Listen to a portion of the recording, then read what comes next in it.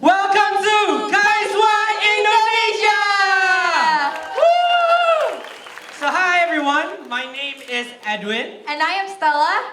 We'll be your host for tonight.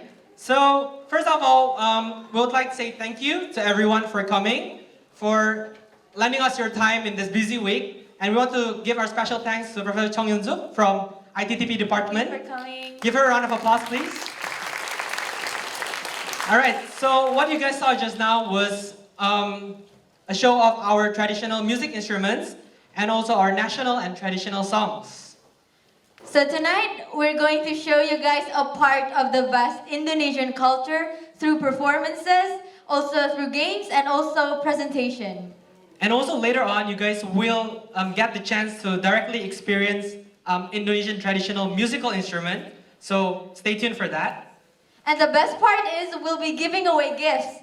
So you guys have to pay attention to what we're going to say throughout the presentation, throughout the games, so that you guys can answer the quiz and win prizes. Alright, so Stella, what is our plan for tonight? So tonight we're going to tell you briefly about introduction about Indonesia, and then we'll also teach you about some basic phrases of Indonesian language. And then we'll also teach you about Indonesian culture, especially the dances, also the music. Lastly, we're going to give a quiz, so you guys have to pay attention to this presentation. Alright, so without further ado, let me take you to a land far, far away called Indonesia. So, any of you guys know where Indonesia is? Oh, but I don't know how to show it, but okay, Indonesia is over here. It's harder to show it. So, Indonesia consists of 5 major, huge islands.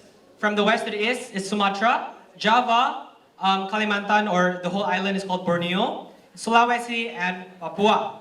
So I'm going to tell you some facts about Indonesia. So first, Indonesia is an archipelagic country. What does that mean? Indonesia consists of a lot of islands, and it's located in Southeast Asia between the Pacific and Indian Ocean. Also, Indonesia is the world's largest island country, spanning 5,000 kilometers from east to west and around 2,000 kilometers from north to south. So here are a few facts about Indonesia. First, we have 17,000 officially registered islands. That means there are still many more islands that's not officially registered or privately owned. And our population is around 270 million, which is around 5 times the number of Korean population. And we currently are the world's 4th largest populated country. Right now, the capital city of Indonesia is Jakarta. However, a recent decision by the government, we decided to decentralize the government. We decided to move our capital city to Borneo, or Kalimantan, which is from here, Java, to here. So it's a huge change, and it's slowly happening as I'm speaking right now. So in Indonesia, we have more than 700 local languages. It's because we have a lot of islands, so language diversify very easily. These 700 local language are excluding dialects. So we have even a lot more language if you include dialects. In Indonesia, we have two major seasons because we are in the equator. So unlike Korea, which has like 4 seasons, we have only what we call the wet season and the dry season. Wet is used to be November to April, dry May to October. However, because of climate change and global warming, even I don't know when is when. It's very weird right now. So it could rain in the middle of dry season. It could be very dry in the middle of wet season. And also in Indonesia, a very unique fact is in your ID card, you are required to have a religion written. In Indonesia, there are 6 officially registered religions, which is Islam, Christianity, Catholicism, Buddhism, Hinduism, and Confucianism. So a brief history of what is Indonesia. Indonesia first started as multitudes of empire. First was a Buddhist empire from early 600s, and then after that they turned into a Hindu empire after influence of Hindu people coming. And the latest one was the rise of a Muslim empire, which we call Samudra Pasai. This was the one that's taught most to us. And also this was the reason why around 70% to 80% of current Indonesian populations are Muslim. After that, in the early 1700s, the Dutch came and colonized a huge part of Java Island because Indonesia was famous for their spices. We have a very good land condition, so we have varieties of spices growing in our country.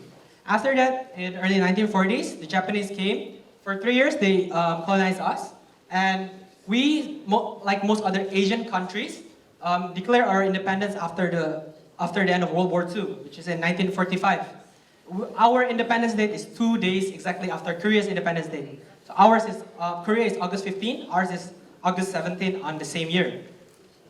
So to tell a bit about our national flag is actually inspired by the ancient kingdom. So back then, the Islamic kingdom of Majapahit, the one I said just now, their flag consists of red and white stripes, but we only have these two divided by half. So red represents bravery or courage, while white represents purity. So this flag was made during our Independence Day, 70 years ago in 1945. Alright, so these are the bonus facts. We have our very most prideful and self-claimed best instant noodle in the world. Oh. Hey. You guys can try it yourself if you have never tried it. Find any local Indonesians and ask them to bring it for you. You guys can try it for yourself. Actually, they also sell this in Korea, but all of us Indonesian felt it's somehow different. You should try the one that we brought originally. So yeah, it's exported to a lot of countries, so you might have heard this in your own countries.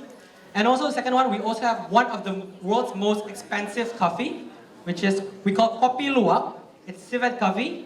It's made with the help of Asian palm civet. So you feed the seeds to the civet and whatever comes out, clean it, and you create coffee. This is so expensive that a cup of this coffee costs as much as approximately 12 cups of Starbucks. So yeah, I've never drank this my entire life. All right. So next we are going to teach you about some basic phrases that you could use when you come to Indonesia. To do that, I'll invite Stella back onto the stage. Thank you, Edwin. So tonight we're also going to teach you some basic phrases, some Indonesian basic phrases. So by learning these phrases, you guys can impress your Indonesian friends or when you travel to Indonesia. So first, hello in Indonesia is called, before that. So every time I say the Indonesian word, you guys should repeat after me, okay? So hello in Indonesia is halo. Hello. Very good. It's simple, right? Very similar. And then if you want to say good morning in Indonesia, then you should say selamat pagi. Selamat. Oh, you guys are really good. Eh? I think you guys are mostly Indonesians, no? Oh. And then if you want to say good afternoon or good evening, you just have to change the pagi. If it's afternoon, you should change the pagi into siang. And then if it's afternoon, you should change the pagi into malam. And then the next one is the basic simple yes or no. In Indonesia, if you want to say yes, you should say iya. Yeah. Very good. One more time. Iya. Yeah. Okay. And then if you want to say no, then you should say tidak. Tidak? Yes. Feels like a kindergarten teacher in our country. Next. The next word is, if you want to say excuse me, then you should say permisi. It's just a bit hard, but maybe it's not that hard. Permisi. Permisi. And then the most important word that you guys should memorize this is thank you in Indonesia. It's called terima kasih. Okay, very They're good. so good. I wasn't expecting them to be this good. And in response to that, when you say you're welcome, you just say sama-sama. It's very easy, right? You just repeat the same word. So when you say terima kasih, Sama-sama. see, it sounds very pleasant, right? Okay, next, these are the very basic phrases. After this, we're going to teach you the special phrases that you can only learn from a true Indonesian. So, sorry, not yet. We have one more word. So, in Indonesia, we also have a culture where you say something when you eat, just like Korean, when you say 잘 먹겠습니다. So when you have a meal, you say selamat makan. Selamat makan. Oh, so later on when you guys eat, greet each other. When you get food or when you want to eat, say to each other, selamat makan. Selamat makan. You just reply to each other that way. Okay, so now for the good part. Indonesian slang words. Oh. So be mindful, these are slang words, so it's not very polite, it's more casual. So don't use it to your professor, don't use it to your seniors or whoever that you respect. It's for friends.